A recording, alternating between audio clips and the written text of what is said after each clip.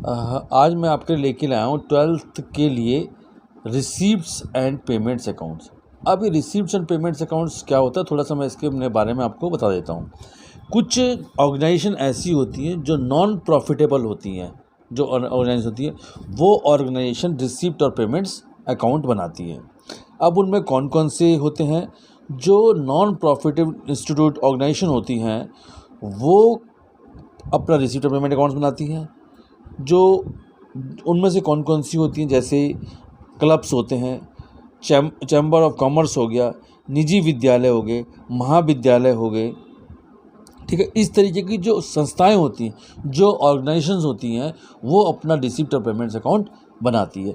अब रिसीप्ट और payment account का ये एक फॉर्मेट है कि इस फॉर्मेट में आता क्या क्या है। इस साइड रिसीप्ट आ गई, इस साइड पेमेंट्स आ गई। अब देखिए, पहले हम रिसीप्ट वाले कॉलम को ले लेते हैं। रिसीप्ट में क्या है? Revenue receipt. अब रेवेन्यू रिसीप्ट में क्या क्या हमें मिला है? देखिए, सब्सक्रिप्शन, किसी भी टाइप की सब्सक्रिप्शन को हम जो है रिसीप्ट में लेते हैं।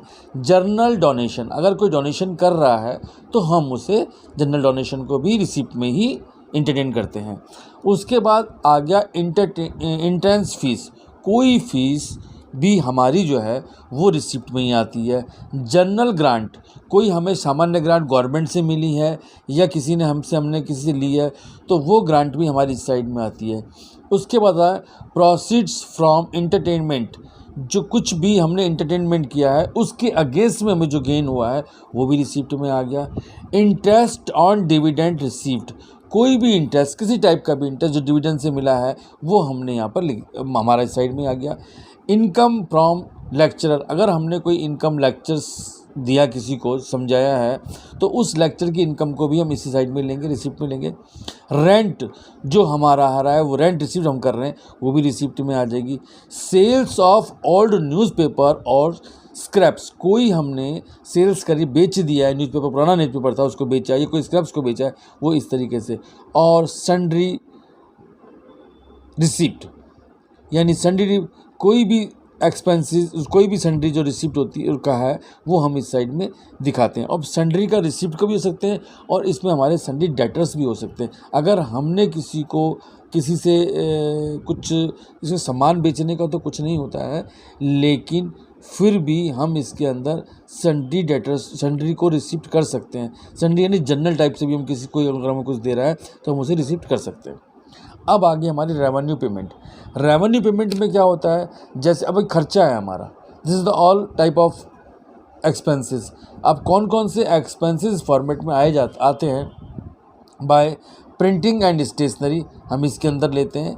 बाय पोस्टेज एंड टेलीग्राम, अगर हम कोई किसी को चिट्ठी विट्ठी भेज रहे हैं या पत्राचार कर रहे हैं। कोई चैरिटी, बाय चैरिटी हम इसके अंदर लेते हैं। रिपेयर एंड मेंटेनेंस, अगर हमने कोई भी रिपेयर किया है वो भी हम इसमें लेंगे।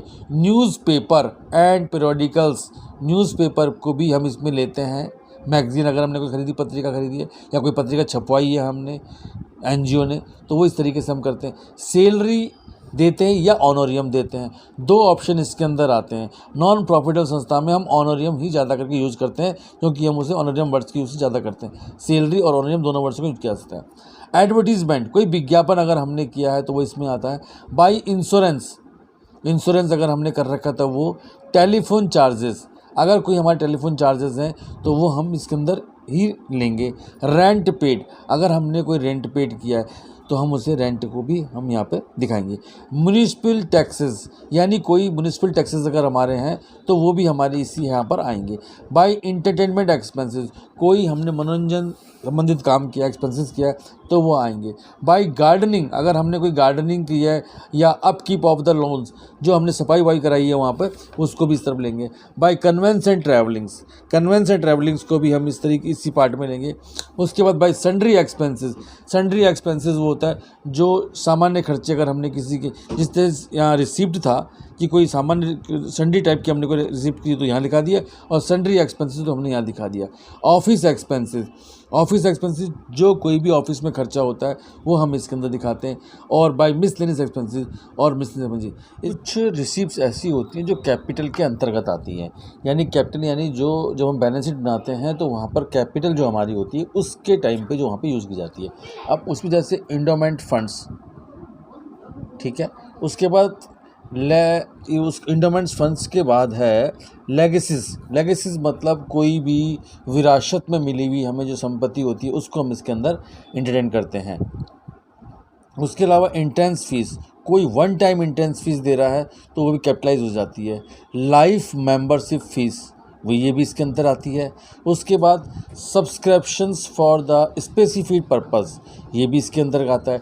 Donations for the specified purpose कोई दे रहा है। सेल्स ऑफ फिक्स एसेट, वो इसके अंदर आती है। Receipts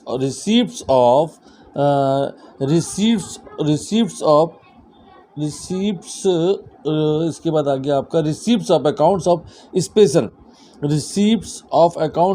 fund. अब receipts of account of special fund क्या होता है, जिसमें हमें प्राइज फंड कोई मिल जाए या मैच फंड कोई मिल जाए या टूर्नामेंट फंड, उसको हम इस तरीके से इसके अंदर ले सकते हैं।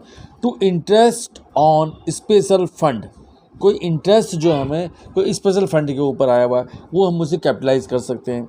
मिसलेनियस रिसीप्ट, जो कोई मिसलेनियस हो लेकिन कैपिटल से रिलेटेड हो तो उसको भी हम जो कैपिटलाइज कर सकते हैं।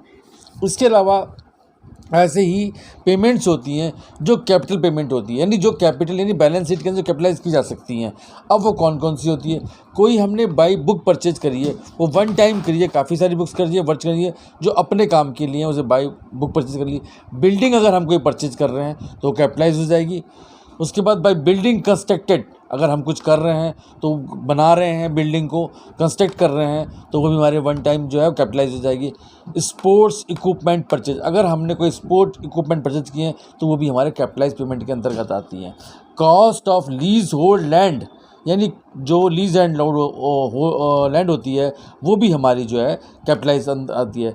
इलेक्ट्रिक इंस्टॉलेशंस, वो भी हमारा जो है इलेक्ट्रिक इंस्टॉलेशन भी जो है वो भी हमारा पेमेंट से इसके अंदर कैपिटल के अंदर आ जाता है पेमेंट के अंदर। उसके बाद है ड्राइंग्स, उसके बाद है advance against construction of building, हम कोई बिल्डिंग बना रहे हैं और उसको हम जो है एडवांस में पेमेंट कर रहे हैं तो वो भी हमारा जो है कैपिटल की पेमेंट के अंदर इंट्रोड्यूस की जाता है। उसके बाद है एडवांस अगेंस्ट परचेज बिल्डिंग, अगर हम कोई बिल्डिंग परचेज कर रहे हैं तो वो अगर हम उसको एडवांस दे रहे हैं तो वो भी हमारी जो है कैपिटल पेमेंट्स के अंदर आ जाती है। इन्वेस्टमेंट, कोई अगर इन्वेस्टमेंट हम कर रहे हैं, वन टाइम इन्वेस्टमेंट करी तो कैपिटलाइज हो जाएगी। By any other assets purchase, अगर हमने कोई अदर परचेज करी है तो वो भी कैपिटलाइज हो जाएगी। उसके बाद हो जाता है गवर्नमेंट लोन्स, अगर हमने गवर्नमेंट के कुछ लोन्स देने तो वो भी कैपिटलाइज हैं, क्योंकि वो हर साल उसमें से रिड्यूस होते चले जाएंगे। जब हम माइनस करेंगे तो कैपिटल के अंदर उसको दिखाना पड़ता है ताकि हम उसमें से हर ईयर में उसको रिड्यूस कर रहे हैं तो उसका जो भी बैलेंस बच जाता है वो हमें बैलेंस शीट के अंदर जाता है। कैश इन हैंड और कैश एट बैंक, ये भी दोनों जो है कैपिटलाइज होते हैं जो हमें कैपिटल के अंदर दिखाई दे। एक पहला मैंने आपको बताया था वो था हमारा रेवेन्यू रिसिप्ट और रेवेन्यू पेमेंट, वो बन जाता था हमारा इनकम एंड वो revenue receipt and revenue payment वाला हिसाब किताब। यहाँ मैंने बताया कि कैपिटल रिसिप्ट, यानी कैपिटल में कौन कौन सी रिसिप्ट आ सकती हैं हमारी, किस किस को हम कैपिटल के अंदर दिखाते हैं और कौन कौन सी कैपिटल को हम पेमेंट्स में दिखाते हैं, यानी ये चीज़ें हमें इसके अंदर दिखानी होती है। तो ये एक फॉर्मेट है, फॉर्मेट में मैंने बताया कि क्या क्या आता है, यानी रिसिप्ट और पेमेंट के फॉर्मेट के अंदर क्या क्या आता है, तो कौन कौन कहाँ पे रिसिप्ट और पेमेंट में हम क्या दिखाते हैं और कैपिटलाइज में क्या क्या दिखाते हैं, कौन कौन सी एंट्री आती हैं। इसके अलावा और भी काफ़ी सारी एंट्री हैं जो मैंने नहीं लिख, इसके अलावा भी और सारी एंट्रियाँ हैं जिनको आप लिख के और समझ सकते हो। अदरवाइज़ ये तो काफ़ी सारी एंट्रियाँ आपके लिए हैं ही जिनको आपने देखना है कि किस किस तरीके से कौन कौन सी एंट्री का यूज कहाँ पे किया जाता है। और ये ट्वेल्थ के लिए है। अच्छे से रहें, घर में रहें, सुरक्षित रहें, पढ़ें और ध्यान दें। अच्छा लगे लाइक करें, सब्सक्राइब करें। Thank you.